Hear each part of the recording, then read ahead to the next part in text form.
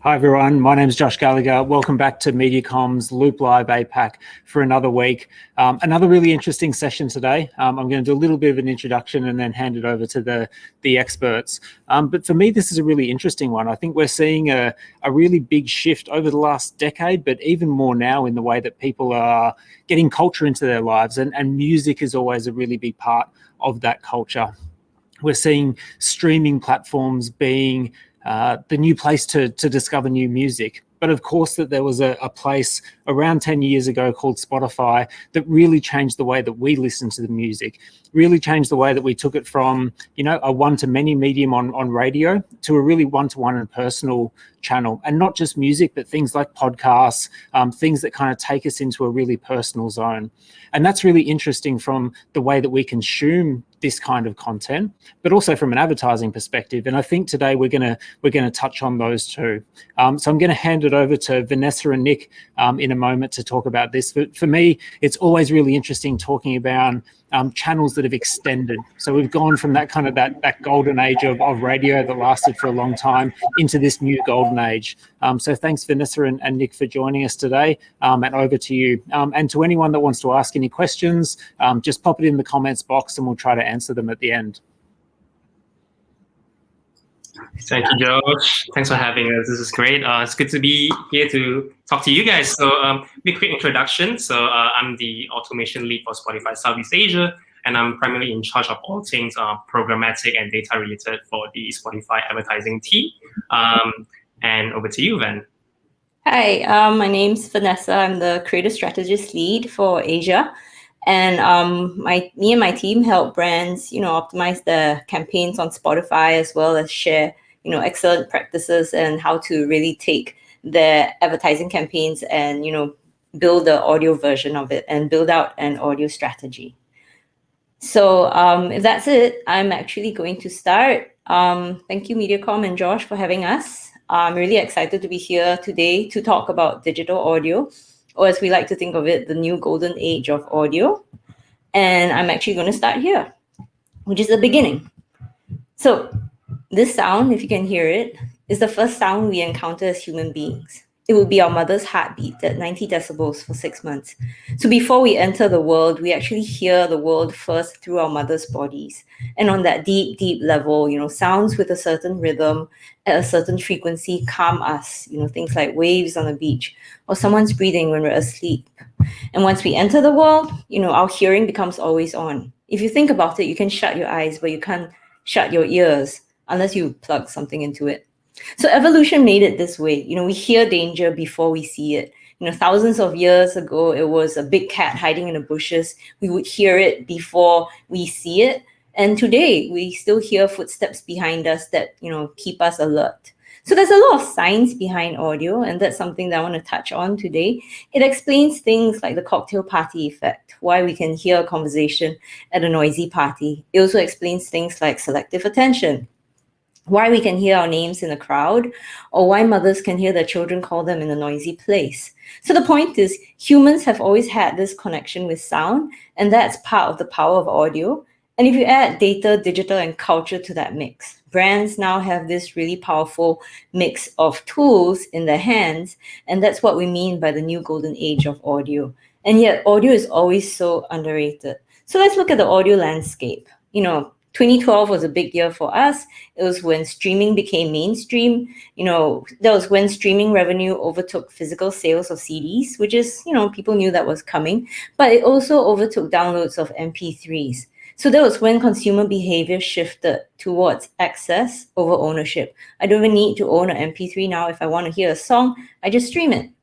And weekly streaming is at its peak. It's about 17 hours, and that comes down to about 2.5 hours a day. And it's never been higher, and it's going up because podcasts came along. So we found that, podcasts, people weren't replacing their music with podcasts. They were adding podcasts to their music listening. So we have, over 345 million listeners out there listening at scale. Again, it was down to accessibility with so many devices. Our mobile phones are with us 24/7. Our game consoles play music while we game. We have smart speakers at home, and we have smart watches that, play music to our earbuds while we run and work out. There's even a smart fridge that, your fridge being able to play music in the kitchen while you cook. There's also the sheer quality of the sheer volume of quality content out there. There are so many creators making music and podcasts, and that draws listeners into the whole content field as well. And the soundscape is still evolving. With social audio, that's the shiny new thing that everyone's checking out. So audio is everywhere, but also every moment. 79% of audio consumption actually takes place in screenless moment.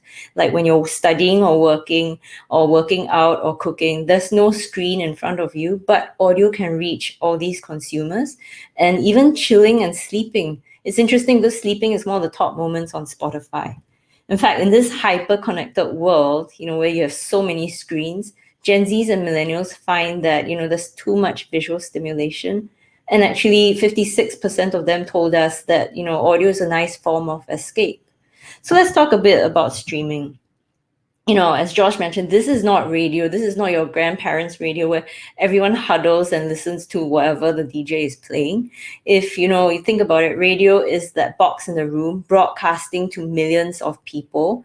But digital audio is digital. It's intimate. You're talking to consumers. You know who's going to get your message. So think of it more like talking to millions of people, one person at a time.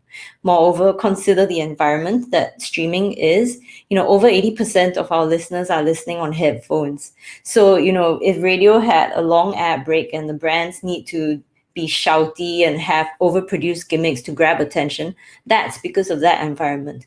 But with streaming, people are logged in, listening to music that they like.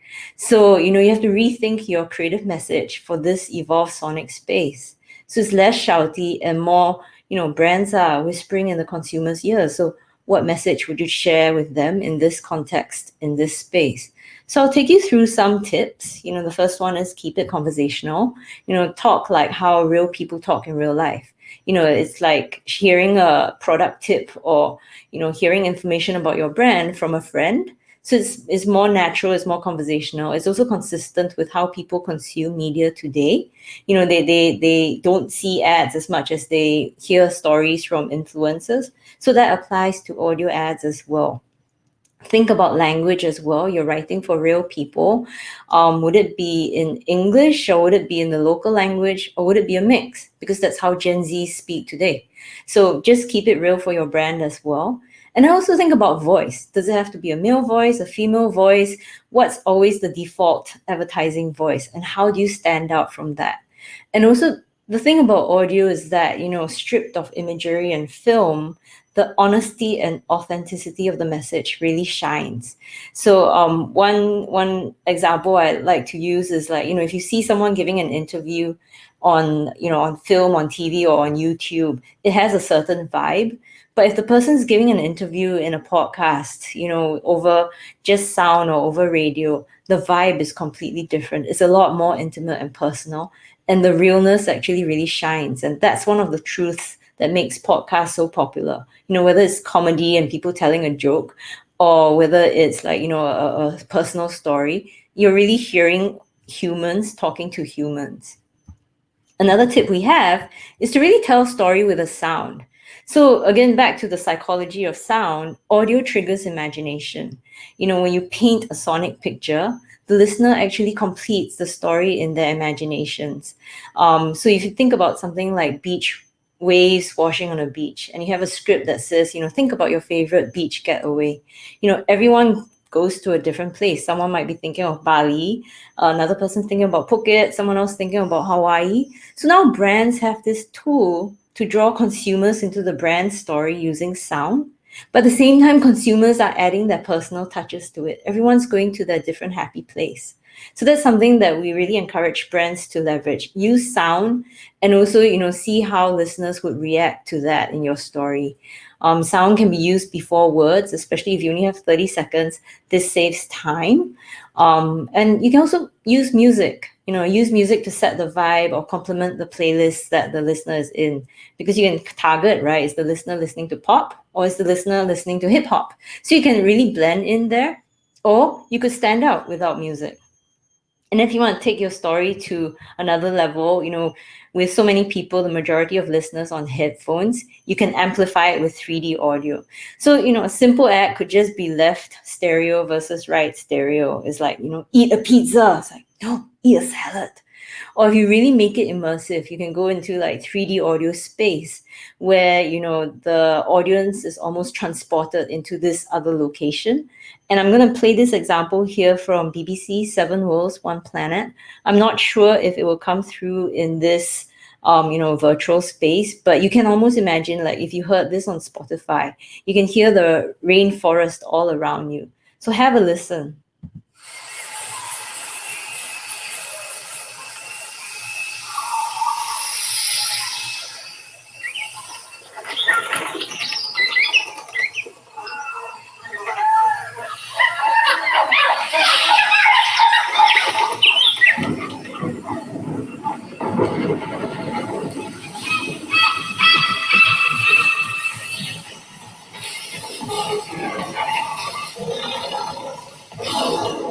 Asia.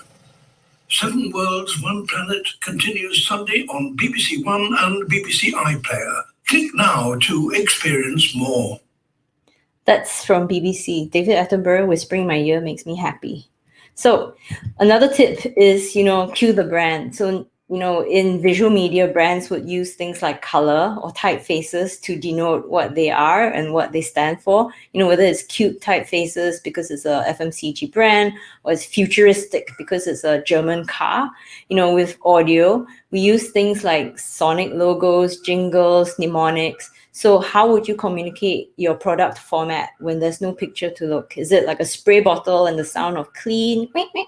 Things like that. So use sound to make a strong impression. And then, think about sonic branding. I think there was an example where, you're using sound to make a strong impression. I think Professor Scott Galloway said something like, if you told Alexa, add batteries to my shopping cart, you're going to get generic brand. So that's when you want people to remember brands and say things like, Alexa, add Duracell to my shopping cart. So this is where sonic branding comes in. And of course, with all good messages, and with a call to action, give the listeners a next step or destination. So there are all these tips, but the biggest one for us is actually context. Context matters. Digital audio lets you target listeners in the right, not just like location, age or gender, and etc., but also things like moments, moods, and mindsets. So one example I've seen before was actually a mom listening to music during Wii time when she's playing with her kids and it's playing Kids Bop or something like that. And the brand would send her an ad that's kind of like, Baby Shark. It's very cute. But later on, when the kids are in bed and mom's enjoying her me time and she's listening to Adele, that ad she heard before is not going to work. So the brand has a different version of their messaging, sent to mom in that moment and that mindset. So I think they did a study with this campaign and they found that, moms who were exposed to both ads during we time and me time, they actually contributed a disproportionate growth in and sales uplift. So that's something that context, we really want brands to leverage. Oh, sorry. So here's an example of an ad that really speaks to the listener in a particular moment. Have a listen. I'm gonna wreck it, and by it, I mean this workout. Whoa, Ralph, I don't know if we should be interrupting someone's playlist. Bingo. How about we try the treadmill? Oops. Ralph breaks the internet. Rated PG. Parental guidance suggested. Now play. So this campaign was actually fun. This was the workout version. They also did versions for like people listening to pop, as well as, one for people listening to hip hop.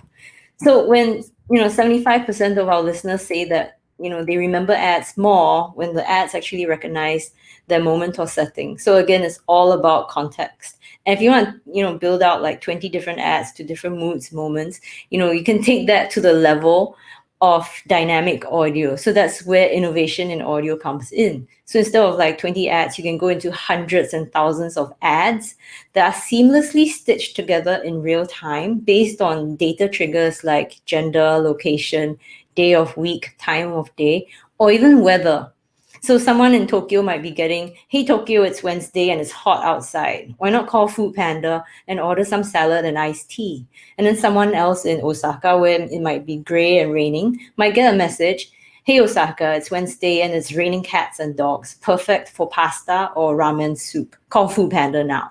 So imagine listeners all over the country, all over your market, listening to ads that are tailor-made for them. That's the power of dynamic audio. And it's already in the US and in Europe as well, and Australia. And I think in Asia, there's still a first to market opportunity here. So the audience is listening. And if you know where your customer is, whether the person's at home or at the gym or in his car, or you might even know what time of the day or what device he's listening on, why send one audio generic ad? You know, there are so many opportunities there to reach out to your customers and connect with them in a meaningful way. And that brings us to how programmatic audio can power your creative messages. And for that, I'll pass you on to Nick. Thank you, Vanessa. That was great. Yeah, so now that you understand the power of digital audio, like what audio does to us, you know, psychologically, emotionally, what does this mean for advertisers, right? So if you think about it, audio marketing is not a new fad. Consumers have long experienced audio advertising through radio or even in physical spaces. If you have been to Don Don Donki in, say, Japan or even here in Singapore, you know what I'm talking about, right? That jingle. It's probably playing in your head right now. So as audio consumers move from traditional platform to digital platforms, it's only natural that advertising follows suit as well. And the beauty of running digital campaigns is that it has audience identifiers, data, the trackability, and also it functions in a closed loop system. And when we put all of this together, brands can now run holistic campaigns that engages with audiences in personal and a creative manner. Of course, many of these features are enabled through programmatic advertising. So let's dive into the power of programmatic audio and check out what it brings for brands.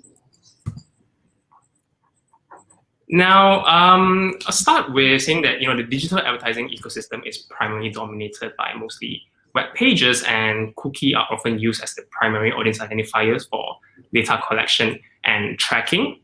But in an ad-based environment such as Spotify, cookie doesn't work. So instead, users are identified and tracked through device IDs instead.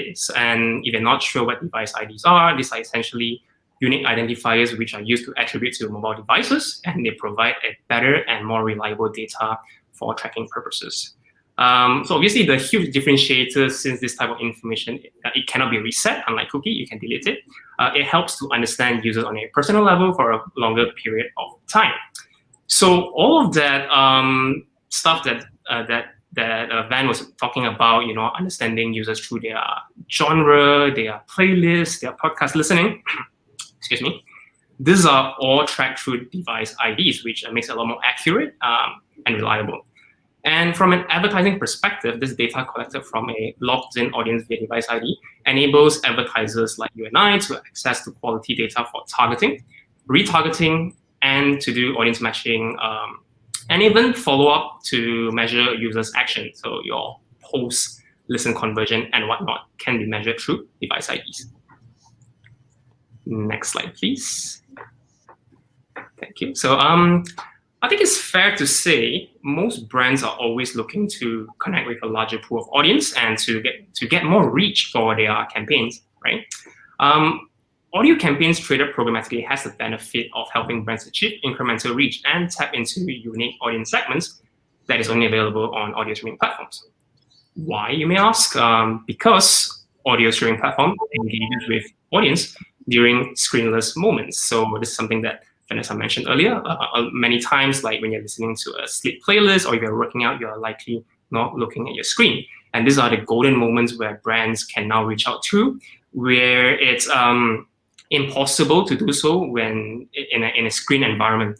So that also gives brand a 100% share of voice because airtime cannot be shared with multiple advertisers simultaneously.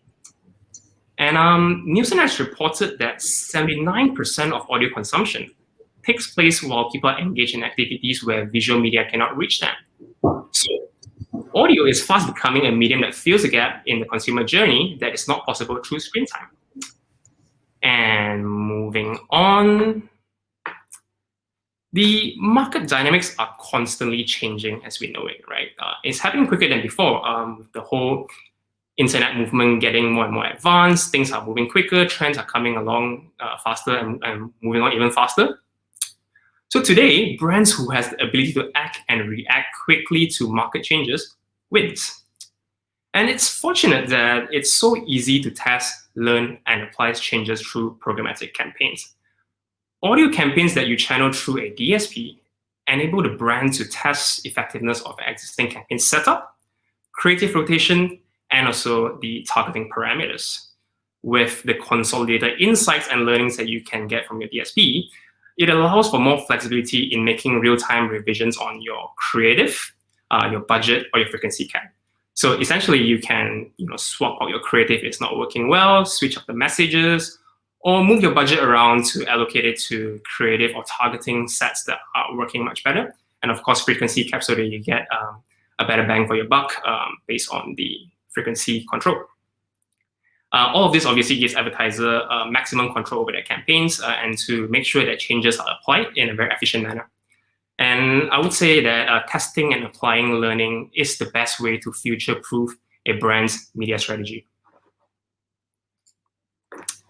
And speaking of testing, with the access to such rich audience segment data that you can get on streaming platforms, advertisers are able to connect with a wide range of audiences.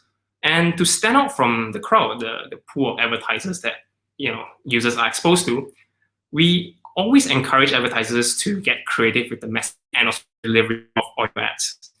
Again, by tapping into your DSP's capabilities, advertisers can now serve multiple audio ads to various audience groups simultaneously to uncover the perfect messaging or tone that resonates with your target audience.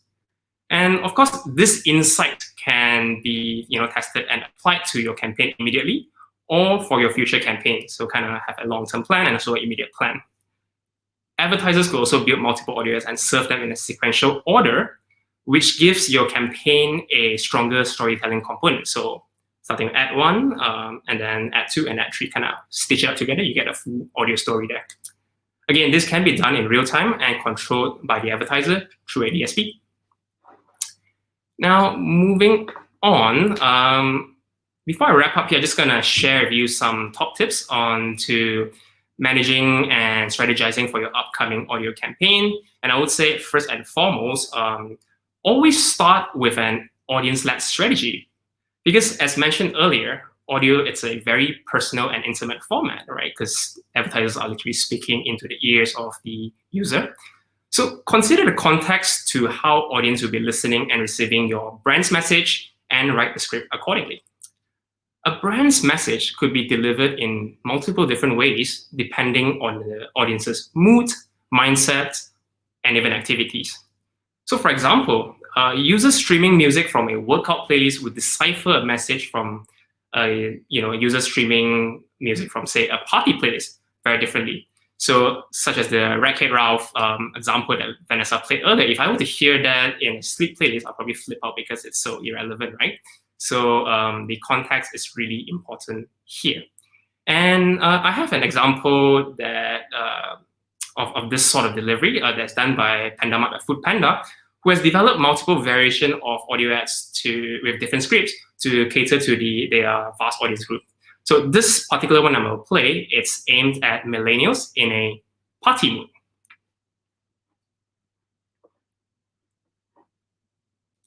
Vanessa, yeah, muted.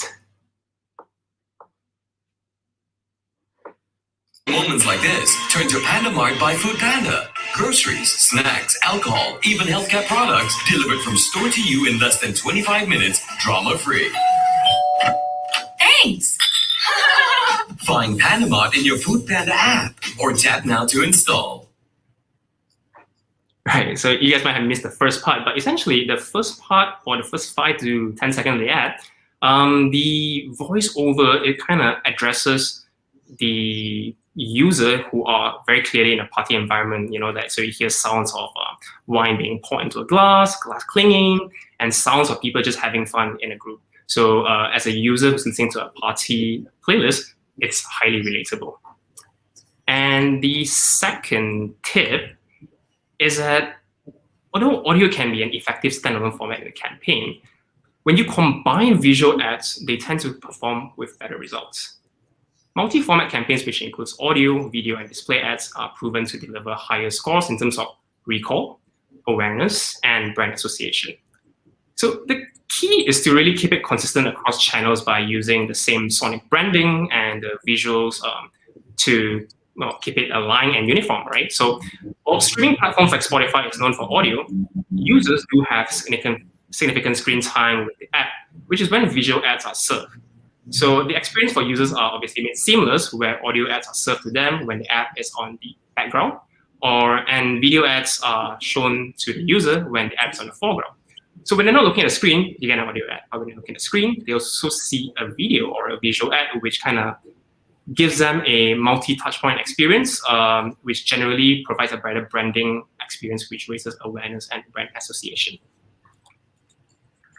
Lastly,